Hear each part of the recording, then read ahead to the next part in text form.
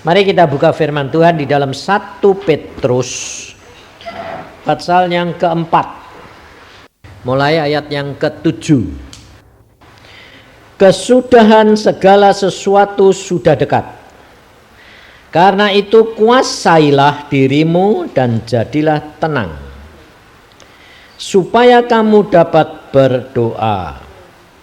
Tetapi yang terutama, kasihilah sungguh-sungguh seorang akan yang lain, sebab kasih menutupi banyak sekali dosa. Berilah tumpangan seorang akan yang lain dengan tidak bersungut-sungut. Layanilah seorang akan yang lain sesuai dengan karunia yang telah diperoleh tiap-tiap orang sebagai pengurus yang baik dari kasih karunia Allah. Jika ada orang yang berbicara, baiklah ia berbicara sebagai orang yang menyampaikan firman Allah. Jika ada orang yang melayani, baiklah ia melakukannya dengan kekuatan yang dianugerahkan Allah, supaya Allah dimuliakan dalam segala sesuatu karena Yesus Kristus. Ialah yang empunya kemuliaan dan kuasa sampai selama-lamanya. Saudara-saudara yang kekasih, janganlah kamu heran akan nyala api siksaan yang datang kepadamu sebagai ujian, seolah-olah ada sesuatu yang luar biasa terjadi atas kamu. Sebaliknya, bersukacitalah sesuai dengan bagian yang kamu dapat dalam penderitaan Kristus, supaya kamu juga boleh bergembira dan bersukacita pada waktu ia menyatakan kemuliaannya. Berbahagialah kamu jika kamu dinista karena nama Kristus, sebab roh kemuliaan yaitu roh Allah ada padamu. Jangan ada di antara kamu yang harus menderita sebagai pembunuh atau pencuri atau penjahat atau pengacau. Tetapi jika ia menderita sebagai orang Kristen, maka janganlah ia malu, melainkan hendaklah ia memuliakan Allah dalam nama Yesus Kristus. Karena sekarang telah tiba saatnya penghakiman dimulai, dan pada rumah Allah sendiri yang harus pertama-tama dihakimi. Dan jika penghakiman itu dimulai pada kita, bagaimanakah kesudahannya dengan mereka yang tidak percaya pada Injil Allah? Dan jika orang benar hampir-hampir tidak diselamatkan, apakah yang akan terjadi dengan orang fasik dan orang berdosa? Karena itu baiklah juga mereka yang harus menderita karena kehendak Allah menyerahkan jiwanya dengan selalu berbuat baik kepada Pencipta yang setia. Saudara, kita percaya bahwa segala sesuatu Allah kita itu adalah Allah yang luar biasa, betul enggak? Saudara percaya? Amin. Nah, sekarang kalau amin, kalau kita itu percaya bahwa Tuhan kita adalah Tuhan yang luar biasa. Tetapi mengapa saudara dan saya kerap kali orang-orang Kristen dibiarkan menderita? Dibiarkan kalahan. Ayo. Contohnya sekarang ini. Sekarang ini di Ambon, di mana-mana itu, saudara-saudara kita orang Kristen menderita enggak? Hah? Nah, kenapa dibiarkan Tuhan? Bukankah Tuhan kita itu Allah yang maha kuasa? Tapi kenapa dibiarkan? Nah, maka dari itu saudara, kita itu harus benar-benar belajar dari firman Tuhan, supaya saudara dan saya itu tahu bahwa segala sesuatu itu tidak ada yang di luar kehendak dan seizin Tuhan. Ngerti enggak? Bahwa segala perkara yang terjadi dalam diri kita itu semuanya sudah diketahui Tuhan. Karena apa? Karena Tuhan sudah berkata, Tuhan menetapkan langkah-langkah orang yang berkenan kepadanya. Nah, maka dari itu saudara, kalau saudara belajar firman, saudara akan tahu di mana kekuatan daripada orang Kristen. Nah, ini yang penting saudara. Apakah kekuatannya di dalam melawan tindakan-tindakan kekerasan kepada orang Kristen?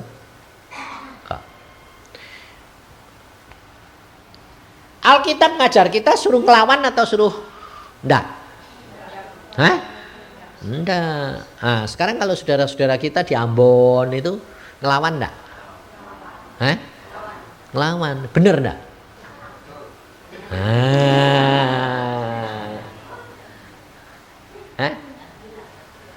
Bener enggak?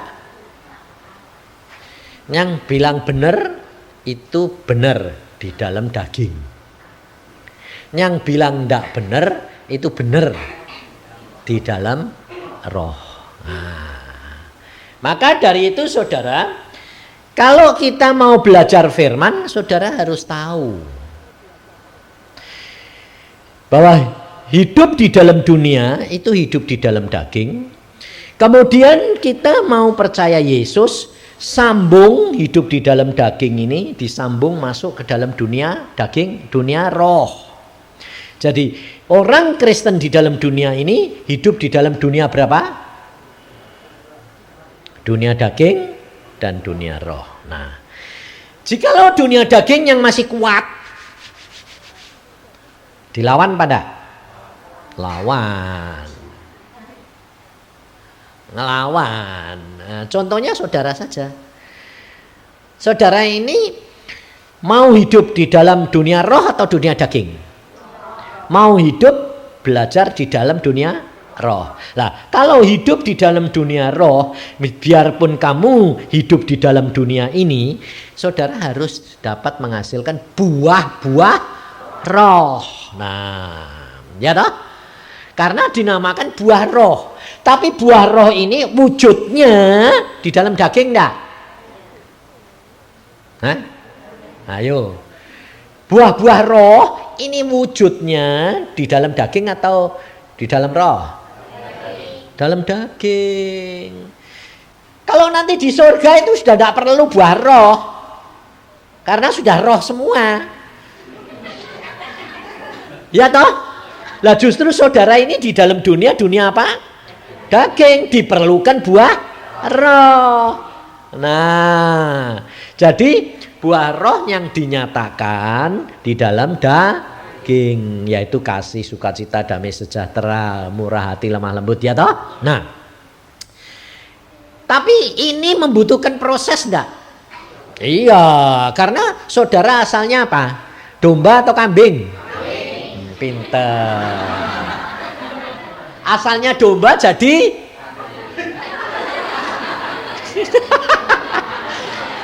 asalnya kambing jadi domba.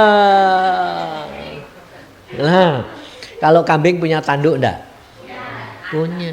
Hah? Kalau kambing punya tanduk, domba punya enggak? Enggak ada. Nah, kenapa domba tidak diperlengkapi dengan tanduk?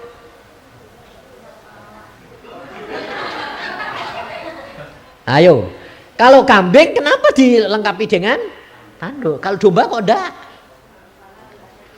Kenapa? Karena domba tidak diperbolehkan melawan.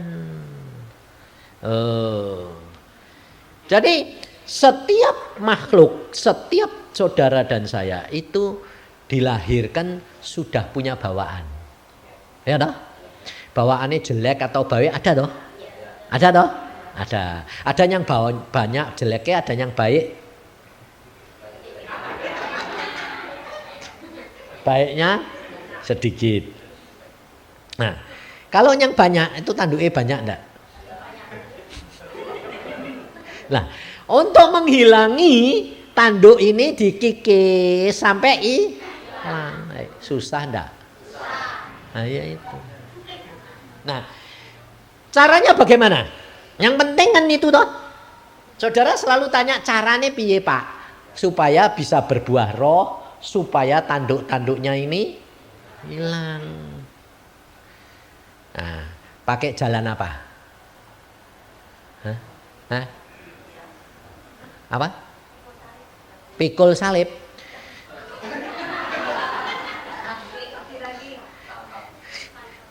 Saudara tahu, tidak ada manusia di dalam dunia ini yang bisa kecuali dengan kuasa Roh Kudus. Sebab dari permulaan, kenapa Tuhan Yesus harus datang ke dalam dunia menebus saudara dan saya? Karena Tuhan tahu bahwa tidak ada manusia yang dapat memperbaiki dirinya. Dosa, opah dosa jadi tidak bisa. Padahal Allah sudah membuat peraturan-peraturan, kalau kamu gini benar, kalau kamu gini benar, kalau kamu gini. Tidak ada ternyata orang yang bisa menggenapi. Karena Tuhan itu mau membuktikan bahwa usaha manusia kedagingan itu kosong dan sia-sia. Makanya hukum Taurat diberikan. Nah, jangan saudara kira bahwa hukum Taurat itu cuma diberikan untuk orang Israel. Tidak. Hukum Taurat diberikan untuk semua bangsa. Artinya hukum Tauratnya orang Israel ada sendiri. Hukum Tauratnya orang Jawa, suku Jawa ada sendiri. Orang Cina ada sendiri. Orang Jepang ada sendiri. Itu hukum Taurat. Setiap bangsa itu diberi hukum Taurat, saudara. Nah, hukum Taurat ini diberikan supaya apa? Supaya manusia berusaha menggenapinya. Tetapi ternyata tidak ada manusia yang bisa. Ya toh? Makanya Yesus yang harus turun menjelma menjadi manusia menggenapi. Kalau Yesusnya tidak mau menggenapi, tidak ada orang yang selamat. Tidak ada. Maka dari itu Yesus harus datang. Nah, Yesus datang itu haknya Allah. Dia milih di mana? Di Israel. Nah, kalau Yesus milih orang Cina bisa enggak? Boleh enggak? Boleh. Kalau Yesus milih orang Indonesia boleh enggak? Boleh, wong itu dia punya hak kok. Dia mau menjelma jadi manusia apa itu kan suka dia. Makanya di Israel namanya siapa? Yesus.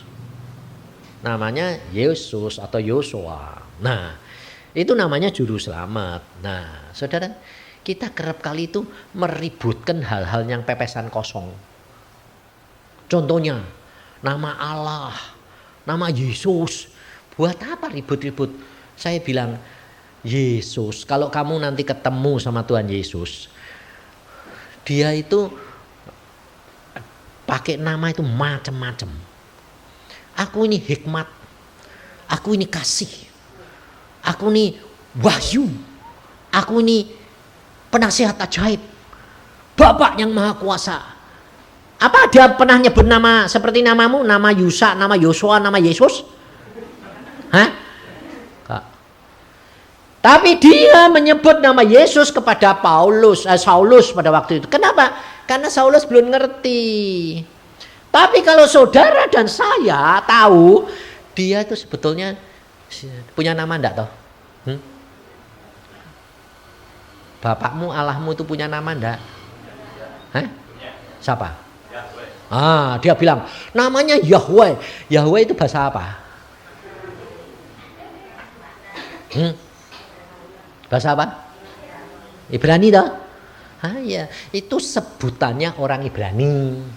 Dia nyebut Allahnya itu Yahweh. Lah kamu orang Indonesia kok ikut-ikutan tuh gitu? Nggak usah ribut. Saudara baca Alkitab, kamu akan tahu. Dia punya nama enggak? Dia punya sebutan enggak? Hah? Enggak ada. Baca di dalam kitab Kejadian pasal 3, kitab Keluaran. Jadi saudara enggak usah pusing mengenai nama, enggak usah ribut. Sudah jangan pusing, nanti malah ketinggalan, kalau Tuhan datang ketinggalan gue. Jangan sampai saudara dan saya itu diselewengkan sehingga akhirnya saudara nanti ketinggalan. Coba baca di dalam Keluaran pasal 3 ayat 13 dan 14. Lalu Musa berkata kepada Allah, tetapi apabila aku mendapatkan orang Israel dan berkata kepada mereka, Allah nenek moyangmu telah mengutus aku kepadamu, dan mereka bertanya kepadaku, bagaimana tentang namanya? Perhatikan. Jadi orang Israel akan tanya, siapa yang ngutus kamu? Namanya Allahmu itu siapa? Yang ngutus kamu itu siapa? Allah. Umpamanya gak usah pakai nama Allah, Tuhan, ya toh? Namanya siapa? Ditanya sama orang Israel. Lalu Tuhan jawab apa? Apakah yang harus kujawab kepada mereka? Firman Tuhan kepada Musa, aku adalah aku yang mengutus aku. Coba baca selanjutnya. Aku adalah aku yang mengutus aku. Jadi punya nama enggak? Enggak punya. Lah kalau kamu ribut, kalau pendeta-pendeta pada ribut, buat apa? Ngurusi nama. Yang penting itu selamat, betul? Ya toh? Kristus itu juru selamat. Jadi dia enggak pakai nama. Namanya dia Kristus. Ya, juru selamat. Orang Indonesia ya bilang juru selamat. Enggak usah dikasih nama, selamat. Ya enggak usah. Aku adalah aku. Jadi dia enggak punya nama. Makanya dia bisa Roh Kudus. Namanya siapa?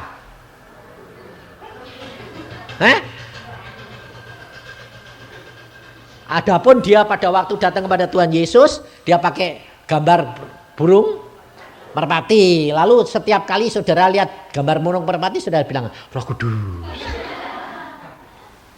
Ya toh? Lalu Roh Kudus disebut merpati gitu. Jadi jangan bingung. Kenapa kok Bapakmu di surga itu enggak punya nama? Karena dia yang mula-mula dan dia yang akhir. Jadi yang ngasih nama siapa? Ya enggak ada. Kamu punya nama karena diberi nama. Dia yang mula-mula yang ngasih nama siapa? Yang dewe nomor 1. Enggak ada. Makanya dia bilang, aku adalah aku. Lalu kalau bilang aku adalah aku, kamu kasih nama aku gitu, ya enggak bisa dong. Jadi saudara tahu bahwa Tuhan itu yang penting, saudara harus percaya bahwa Bapakmu di surga itu adalah yang maha kuasa. Nah, saudara dan saya membaca tadi ayat-ayat bahwa kalau kita diutus Tuhan, nah saudara dan saya sudah dipilih toh? Udah dipilih toh? Nah, kalau saudara dan saya dipilih, tujuan Tuhan memilih saudara supaya selamat, supaya saudara melakukan kehendak Tuhan. Betul? Nah, kehendak Tuhannya apa? Ayo. Kehendak Tuhannya itu supaya kamu masuk surga pertama kali. Iya toh? Nah, kalau kamu tidak masuk surga buat apa? Jadi rencana Tuhan Yesus datang ke dalam dunia untuk menebus saudara dan saya. Supaya apa? Supaya masuk surga. Nah itu yang penting toh. Itu rencana Tuhan supaya saudara dan saya selamat masuk surga. Nah itu dimulai dari dalam dunia. Jadi keselamatan itu harus dibayar di dalam dunia. Makanya Alkitab tadi berkata di dalam kitab Petrus tadi bahwa pengadilan dimulai dari mana? Rumah Tuhan. Nah, rumah Tuhan ini siapa? Saudara semua ini bait Allah dan rumah Tuhan. Jadi pengadilan itu dimulai dari rumah Allah. Nah, itu maksudnya begini, saudara. Sejak saudara menjadi orang Kristen, menjadi milik Tuhan, Tuhan merencanakan saudara, menghendaki saudara supaya masuk surga, tinggal bersama dengan Dia. mengembalikan manusia yang dosa ini menjadi manusia yang sempurna. Nah, untuk itu dibutuhkan pengorbanan Yesus. Tetapi Yesus tahu bahwa kamu ini asalnya adalah cara berpikir, sifat perangainya itu jelek semuanya. Nah, untuk itu supaya saudara menyangkal diri. Nah, bagian saudara sangkal diri, bagian Allah apa? Mengarahkan dan memberikan kamu kuasa. Karena Roh Kudus diberikan pada Yesus, pada kita. Yesus berkata, aku akan pergi dan aku akan utus Roh Kudus. Dan Roh Kudus akan tinggal di dalam kamu dan dia akan memimpin. Nah, kalau dikatakan memimpin itu bukan diktator. Jangan salah ngerti loh. Tugas dari Roh Kudus itu mengarahkan kamu. Sebab apa? Putusan tetap pada diri kamu. Kenapa? Karena dari permulaan manusia sudah makan buah pohon pengetahuan. Jadi sudah suruh milih yang baik dan yang jahat. Jadi yang menetapkan itu kamu. Nah, maka dari itu saudara, engkau dan saya tidak akan dapat menghasilkan buah roh kalau saudara dan saya tidak membaca firman dan melakukan firman dan dipimpin oleh Roh Kudus sampai kepada menghasilkan buah itu. Sebab kalau saudara tidak bisa menghasilkan buah, saudara tidak bisa masuk surga. Ini kata-kata ini bukan berarti lah kalau orang mau mati baru bertobat piye Pak? Kan belum hasilnya buah. Nah, itu lain lagi karena orang itu tidak ada waktu untuk berbuah. Bisa masuk? Bisa. Tapi ngemper. Sekedar masuk. Memang masuk saja sudah enak, saudara. Nah, lalu kalau saudara lalu punya pikiran gini, ya kalau gitu Pak, di dunia lebih baik saya nikmati. Nanti kalau mau mati bertobat. Nah, kalau saudara mikir gitu bisa enggak? Enggak bisa. Karena apa? Karena engkau tidak menurut kehendak Tuhan. Tuhan sudah memberikan waktu kamu hidup di dalam dunia untuk apa? Untuk menghasilkan buah. Tapi saudara enggak mau. Saudara mau foya-foya, mau nikmati dosa. Tapi nanti kalau sudah mau mati, mau bertobat. Tidak ada kesempatan. Artinya saudara tidak dikasih kesempatan Tuhan. Tidak. Karena apa? Kamu sendiri yang sudah menolak kesempatan itu. Ngerti tidak? Hari ini itu kakak saya baru pulang tadi pagi jam 8:30. Kakak saya, kakak ipar. Kakak saya perempuan itu sudah pulang kira-kira 4-5 tahun yang lalu. Nah, ini kakak ipar saya baru pulang. Padahal sehat. Tadi malam baru makan sama adiknya, makan biasa sehat. Naik motor mau pergi kantor, sampai di tengah jalan berhenti dia. Berhenti. Nah, ini kesaksian dari orang yang lihat. Berhenti, motornya di standar, dia turun, duduk di pinggir jalan, terus mati. Sudah pulang. Ayo. Aku sampai gini loh Tuhan. Lah pulangnya kok udah pinggir jalan.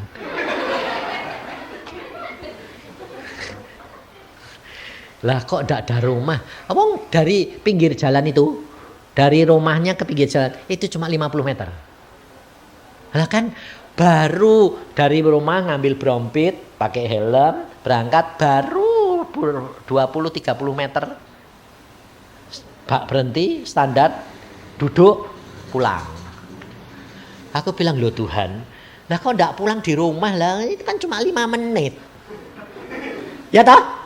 Wong dari rumah ke situ tuh cuma 5 menit, enggak ada 5 menit malahan. Wong cuma berapa puluh meter. Nah, diketahui orang ini ngasih tahu adik saya dari rumahnya dia tinggalnya di rumah adik saya bersama. Itu kakaknya jatuh. Ndak jatuh sebetulnya. Jatuh apa wong naik motor berhenti di standar duduk gledek kok piye. Ayo, itu kalau ngabarkannya bilang jatuh apa pindah? Ngabarin ini piye? Pingsan. Mati kok pingsan. Nah, ngerti enggak saudara? Peristiwa ini peristiwa kecil, tapi kalau dikatakan jatuh betul enggak? Betul, wong duduk terus mak gledek kok lo. Tapi bukan jatuh dari motor. Jatuhnya kemana? Duduk terus mak kletek mati. Lo enggak jatuh sebetulnya. Nah, ngerti saudara? Jadi kamu kan enggak tahu kapan dipanggil. Ya dah?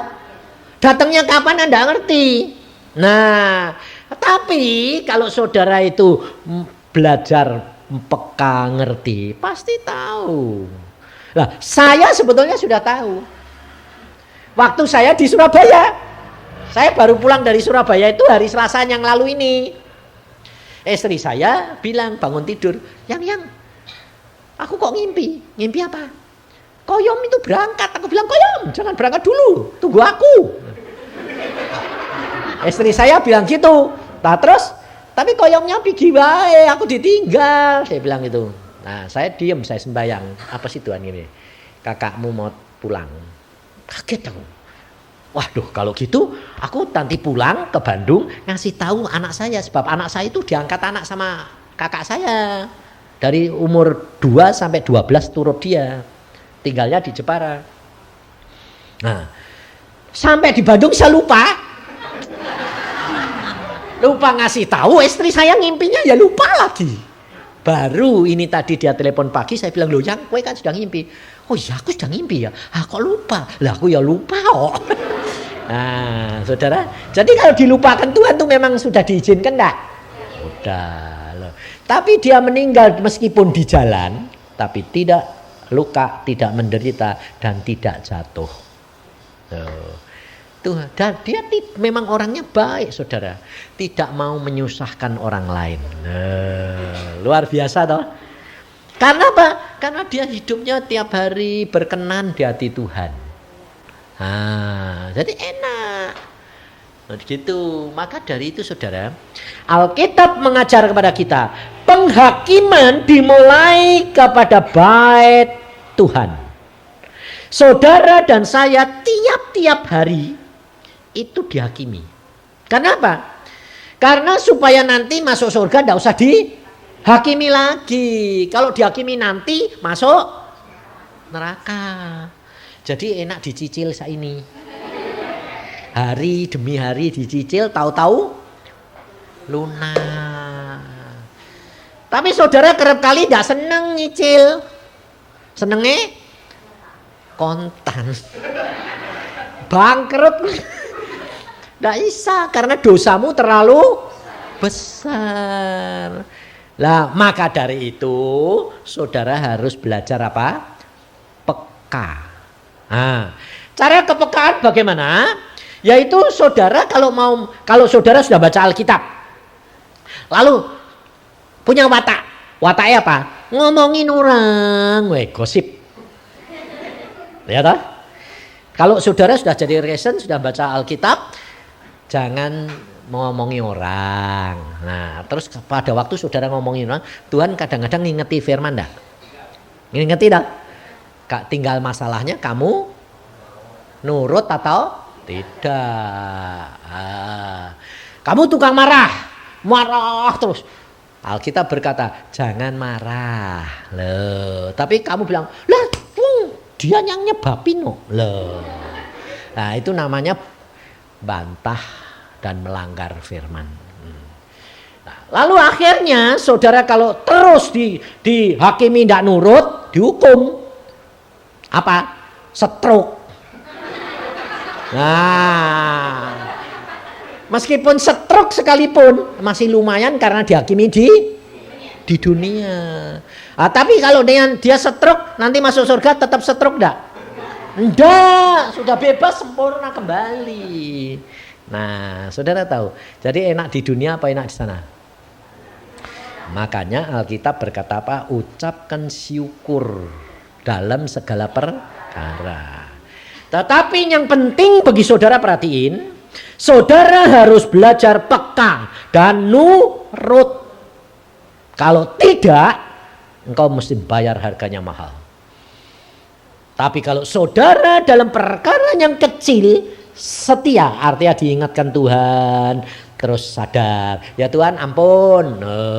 Sadar pas marah, diingatkan jangan marah, langsung cep. Nah, masuk kamar, ya Tuhan aku marah lagi lah. Itu langsung bebas. Ngerti enggak? Caranya begitu. Apalagi watakmu apalagi yang paling banyak? Bohong. Lalu ada bilang, bohong baik boleh enggak? Mana ada bohong baik? Bohong baik, bohong kok baik? Enggak ada baik bohong. Ngerti enggak?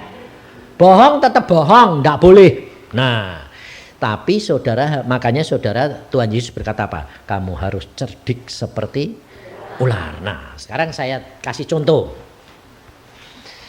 Samuel pada waktu diutus Tuhan, Samuel, kamu pergi urapi Daud jadi raja. Samuel kaget. Tuhan, kalau Saul tahu, aku dipotong kepalaku. Lalu Tuhan bilang gini, jangan kalau kamu ditanya kemana, jangan bilang ngurapi, bilang mau mempersembahkan korban. Bohong enggak?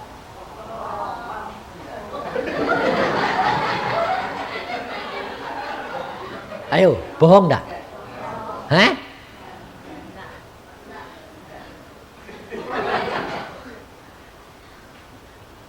Makanya saudara itu harus ngerti. Nah, kalau kamu tetap bilang itu bohong, ya kamu yang bodoh. Karena apa? Lawang Tuhan yang ngajari dewek kok. Sebab Tuhan itu luar biasanya, makanya gini, kalau ikut Tuhan itu jangan berjalan di dalam pikiran. Kenapa kamu katakan itu bohong? Karena kamu sudah mereka-reka dulu. Lawang pigine sana mau ngurapi kok bilang mempersembahkan korban. Tuhan pinter kok. Tuhan bilang kamu kalau ditanya bilang mempersembahkan korban. Kenapa? Karena sebelum melantik Daud mesti mempersembahkan korban dulu. Jadi tidak bohong, tidak. Memang mempersembahkan korban, iya. Setelah itu ngelantik Daud. Yang diomongke yang permulaan. Misi akhirnya tidak diomongke. Bohong enggak?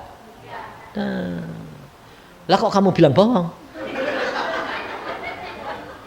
Makanya saudara itu kalau baca Alkitab saudara tahu. Aku baca gitu bilang gini loh, Tuhan, engkau ini akal-akalan toh, ngakali toh. Bukan, Tuhan bilang aku enggak ngakali, cerdik. Jadi aku ngasih tahu permulaannya. Tapi tujuan akhir di pelantian. Maka dari itu saudara perhatiin.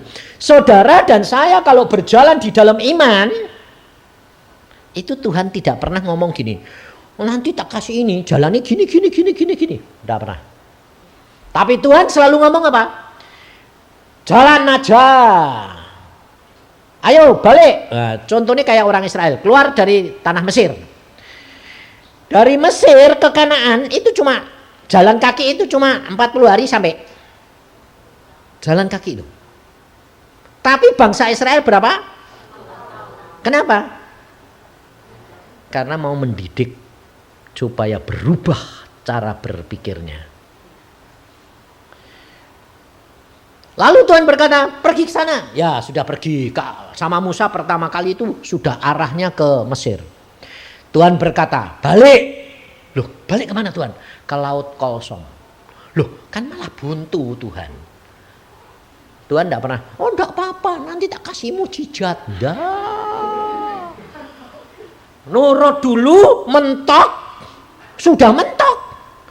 Tuhan bilang, aku akan gerakin Firaun suruh ngejar kamu. Aku sampai gini, Tuhanku ini memang suka bikin gara-gara. Nah, ternyata benar toh? Nggak, saudara kalau baca, saudara itu bayangin, renungin, dan saudara ada di dalam situ. Supaya saudara dan saya itu tahu siapa Allahmu yang sesungguhnya. Dia yang ngatur segala-galanya. Firaun disuruh ngejar supaya orang Israel takut. Nah, pada waktu dari jauh Firaun sudah dekat mau diserang, orang Israel lihat enggak? Ketakutan enggak? Iya, kalau ketakutan teriak siapa? Tuhan. Maksudnya apa? Supaya kamu selalu minta tolong Tuhan, jangan menurut kehendakmu sendiri. Tuhan tuh memang suka gitu. Makanya angsal kamu sudah mulai cari jalan dewek, pasti gagal, pasti mengalami hambatan-hambatan. Karena itu memang disengaja sama Tuhan, supaya saudara dan saya menyangkal diri, merendahkan diri, dan hanya bergantung kepada Tuhan, tidak bergantung kepada manusia.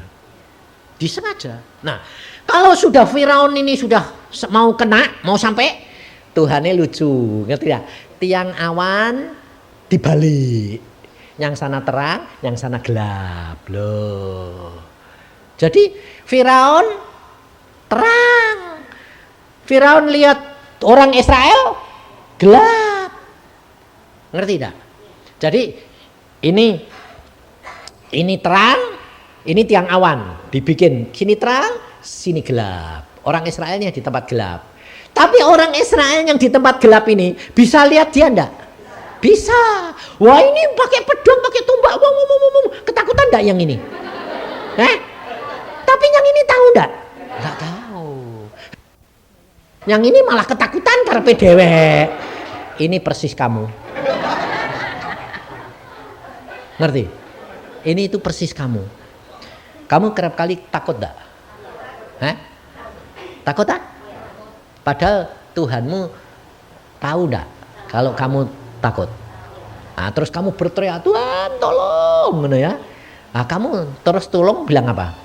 Tolong dong Tuhan, tolong dong Tuhan. Tuhan ini bilang apa? Loh, kamu enggak usah, kamu diem aja, enggak apa-apa, dia enggak tahu. Kenapa sih kamu pusing-pusing? Kamu pusing-pusing buat apa? Dia enggak tahu kamu. Ngerti saudara? Nah, ini yang penting. Makanya di dalam saudara membaca firman Tuhan, saudara itu renungin, bayangin, kalau gitu ya kita tidak usah takut toh. Nah, kapan kita bisa tidak usah takut? Kalau saudara dan saya sudah benar berjalan menurut perintahnya Tuhan, di dalam jalannya Tuhan, tidak usah takut. Kalau ada hambatan atau ada pencobaan atau ada tantangan, nanti dia akan bertindak buat engkau dan saya. Jadi tidak perlu. Nah, jadi saudara itu tidak perlu ketakutan asal saudara benar. Tetapi kenyataan orang Kristen apa? Salahnya di mana? Tuhan sudah ngomong, saudara itu takut salah. Ya dek Tuhan. Dek enggak. Satu. Kedua, loh, jalan ini itu enggak cocok menurut akal. Adek salah piye? Loh, kamu ini mau menurut Tuhan enggak? Mau. Lah kok kenapa ada firman? Lah enggak ngerti. Ya dek Tuhan, dek enggak. Loh. Tuhan tahu enggak? Kalau kamu ragu-ragu. Lah iyalah buat apa? Kalau Tuhan ngomong, ya lakuin aja. Kalau salah, lo ngaku tuh hatiku mepet mbek Tuhan kok. Kalau salah ya nanti ditegur. Itu bukan aku, ya toh. Nah kalau bener ya wis jalani aja toh. Itu berjalan di dalam iman. Di dalam iman itu tidak usah tahu dulu. Tapi saudara sementara ini jalan dengan iman atau dengan perbuatan? Dengan pikiran. Baca Alkitab, mesti maunya apa? Ngerti dulu Pak. Kalau enggak ngerti, lah bagaimana mau melakukan? Loh, kok bagaimana mau melakukan? Alkitab sudah jelas ngomongnya gitu kok. Lah tapi maksudnya tidak ngerti. Tidak usah ngerti. Jalani aja. Nanti hasilnya kamu baru ngerti. Oh begitu. Itu iman. Tapi saudara kepengennya apa? Kalau diperintah Tuhan. Contoh nih. Saya ini tidak punya rumah. Tuhan bilang, aku sudah sediakan rumah bagimu. Nah, saudara pikir, saya mikir bagaimana? Wah sudah, tidak usah apa-apa. Salah. Ya kamu bilang, nah, kapan Tuhan? Oh, di mana? Oh. Tapi saudara kerpe, sudah disediain. Ya sudah. Masa bodoh? Salah. Satu, kedua. Lalu kalau Tuhan sudah bilang gitu, ya tunggu. Tapi hati, pikiran tertuju ke Tuhan. Tapi kerap kali saudara kalau sudah dijanjiin gini, aku sudah sediakan kamu rumah. Kamu tertuju pada rumahnya atau pada Tuhan nih? Rumahnya. Kamu bilang apa? Wes puji Tuhan, wes disediani. Kayak apa? Tak tahu. Saudara, salahnya orang Kristen adalah di sini. Seperti seorang anak, kalau kamu nanti pinter, naik kelas tak beliin sepeda. Tapi tiap hari yang dipikirin apa? Sepeda, tak mau belajar. Nah itu kesalahan orang Kristen. Saudara harus nyenengin mamah papae. Nggak usah urusan, pokoknya apa belajar aja. Pokoknya nanti lulus kan dapat dewek. Nah ini rahasianya orang Kristen, salahnya selalu pakai pikiran, pakai cara sendiri, jalannya sendiri. Makanya tidak sampai-sampai. Demikian juga aku mau berbuah, aku mau nurut, tapi bagaimana? Tidak bisa. Hanya saudara baca Alkitab, minta pimpinan Roh Kudus. Kalau firman Tuhan berkata itu menjadi rema, lakuin. Tidak usah pakai pikiran banyak-banyak. Jalan aja. Nanti nek mentok kan ditulungi Tuhan. Wong dia tuh selalu melihat gitu. Wong dia tuh setia. Jadi tidak usah takut. Kalau Tuhan bilang pergi, ya pergi. Tapi saudara kerap kali apa? Nanti kayak gini, nanti kayak gini. Pergi Tuhan, duitnya mana? Kalau Tuhan bilang pergi, ya. Kemana? Sana. Tanya, ke sana harus pakai apa? Loh, kalau ada jalan darat atau ada laut, ada udara. Tanya semua. Tuhan kau mau nih pakai apa? Coba kalau saudara ndak ngalami sendiri percuma. Ini ada hamba Tuhan. Hamba Tuhan ini dikata Tuhan, kamu berangkat ke kota ini. Kapan Tuhan? Sekarang. Naik apa Tuhan? Naik pesawat. Lah duitnya mana? Oh aku tidak punya duit. Pergi aja. Berani pergi enggak? Ayo.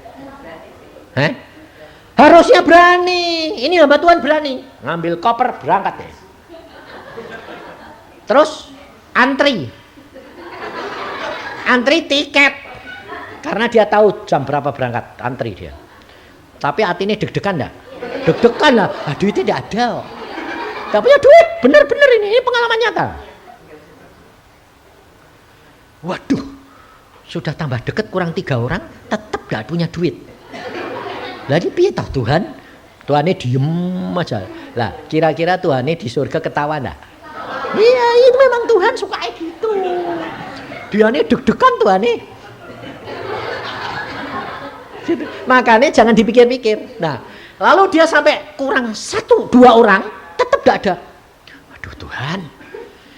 Kurang 1 orang, loket ditutup. Das.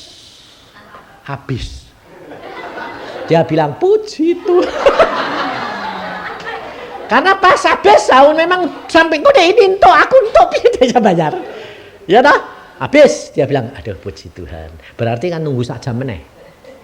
Nah kan berarti ada waktu nunggu sejam. Lumayan loh. Ya gini. Puji Tuhan. Orang yang di depannya ini melihat dia, loh kok ketawa-tawa tambahan. Ini orang sinting teman-teman. Orang sudah antri 1,5 jam, sekarang habis kok dia orang itu udah ngerti. Bedanya kantongnya kempes. Udah ngerti. Tapi yang di depan ini, orang kaya, maki-maki saudara, marah-marah, dia gembrong-gembrong, buka, apa-apa, habis, tidak bisa, saya harus dikasih, tidak bisa Pak, habis, penting tempat duduk itu sudah habis, dan ini pesawat mau segera berangkat, pokoknya saya tidak marah luar biasa, saking jengkel, dia bilang, ya sudah. Ini orang kurang ajar, saya tidak jadi berangkat. Duitnya dikasih ke sebelah, ngambilin. Wah. Saking marah, duit sudah dipegangi dia, jengkel dia. Dia bilang, kamu ini malah ketawa-ketawa, ini tak kasih duit. Wah. Dia bilang, oh Tuhan, aku itu tak ngerti maksudmu kok aneh. Lah wong sampe mepet pentok-tok. Tuhan tuh suka gitu. Tek belum mentok. Kowe dak sembayangnya itu ndak sungguh-sungguh. Betul? Kalau masih ada jalan, oh mestine dikasih orang. Oh mestine nanti ketemu saudara seiman. Ndak bisa. Jalan Tuhan bukan jalan kamu, pikiran Tuhan bukan pikiranmu. Ndak bisa, saudara. Dia pergi. Ada pergi, loh, duitnya tiket dikasih dia. Dia bilang, oh gini Tuhan. Iya, ya wes. Jadi dia antri lagi 1 jam ya tidak apa-apa, tunggu sono duitnya. Dan dia antri nomor 1. Jadi 1 jam kemudian buka lagi, beli. Pergi enggak? Terbang enggak? Pakai apa? Pesawat. Pakai duit apa? Loh, duitnya orang. Loh.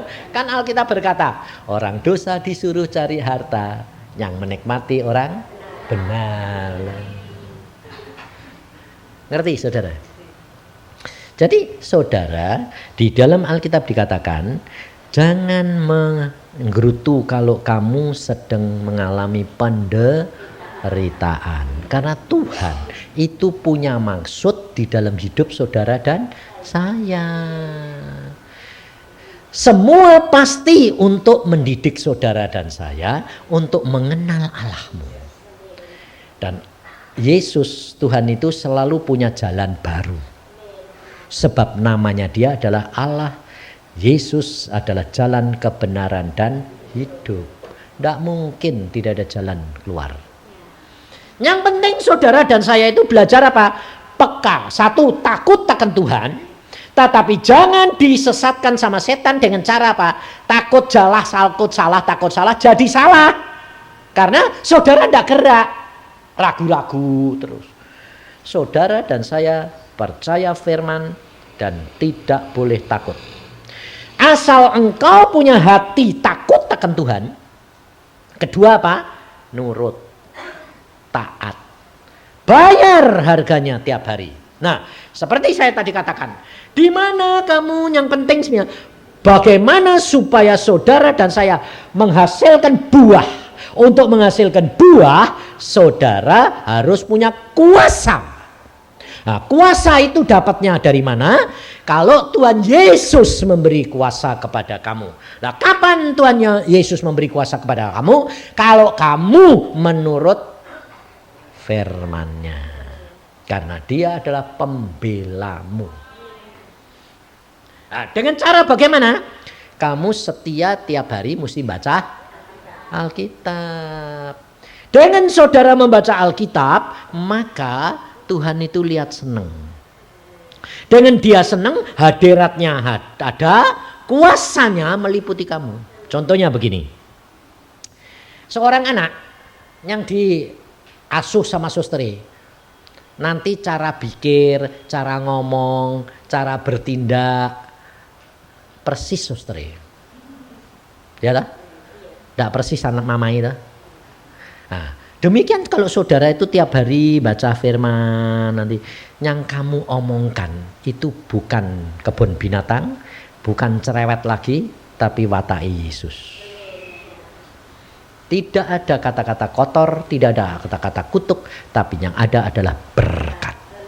Ngerti saudara? Maka saudara mesti baca Alkitab.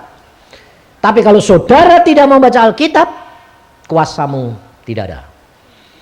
Yang kedua, minta pimpinan dan belajar minta pertolongan Roh Kudus dan belajar komunikasi supaya kamu peka. Gak usah takut. Kalau engkau di dalam keadaan biasa, kamu sembahyang, kamu baca Alkitab, tidak dijawab, dia tidak ngomong, jangan kaget. Itu karena melatih engkau dan saya. Kalau nanti kamu menghadapi satu masalah dan kecepet, dia pasti ngomong. Itu Tuhan. Jadi kalau kamu belum kecepet, belum ngomong, kenapa? Karena kamu masih pakai pikiran, masih pakai jalan sendiri, cari jalan sendiri, percuma. Makanya kalau saya sekarang ini kalau sudah kenal Tuhan gitu, saya tidak mau mikir. Kalau Tuhan suruh berangkat aja, tidak pernah pusing saya.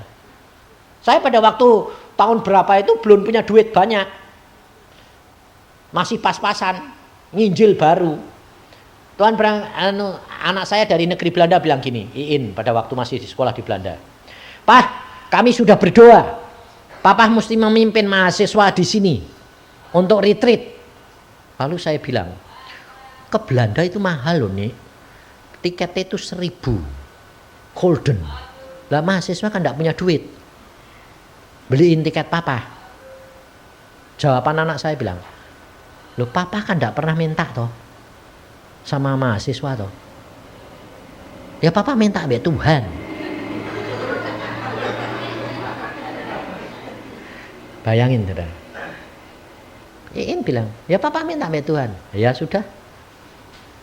Saya papa mau sembahyang, dek memang Tuhan suruh nanti dikasih. Saudara tahu. Saya cuma sembahyang, Tuhan memang mau suruh ke Belanda. Ya. Kapan? Bulan depan. Ya, ya sudah. Kalau sudah ya sudah, masa bodoh.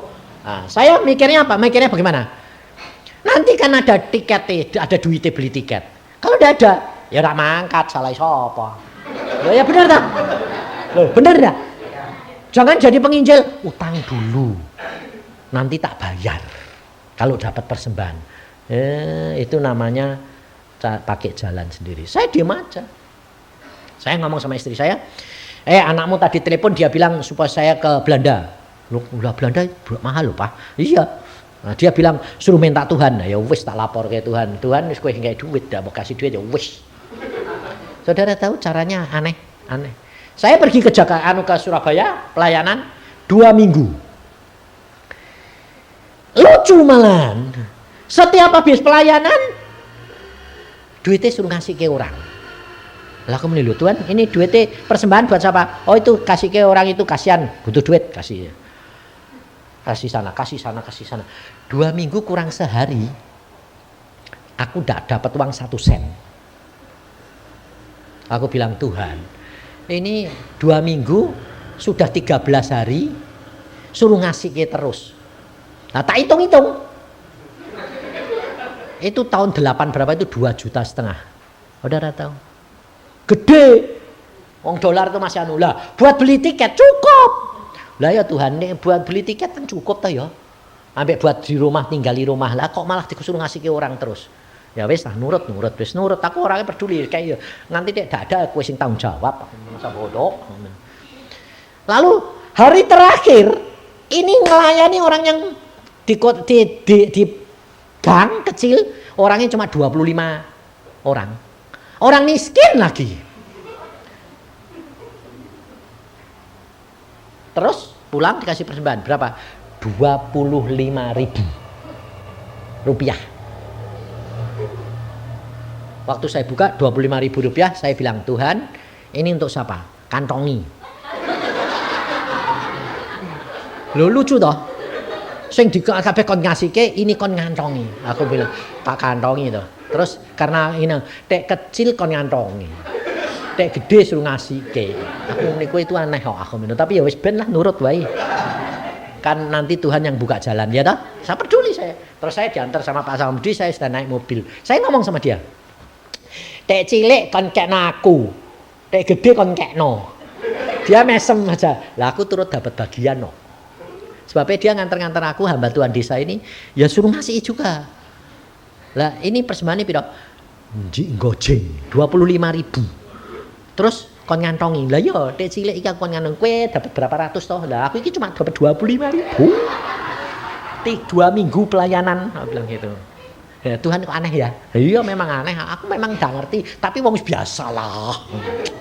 Wong Tuhanku itu memang suka sutradara dunia itu suka bikin kejutan.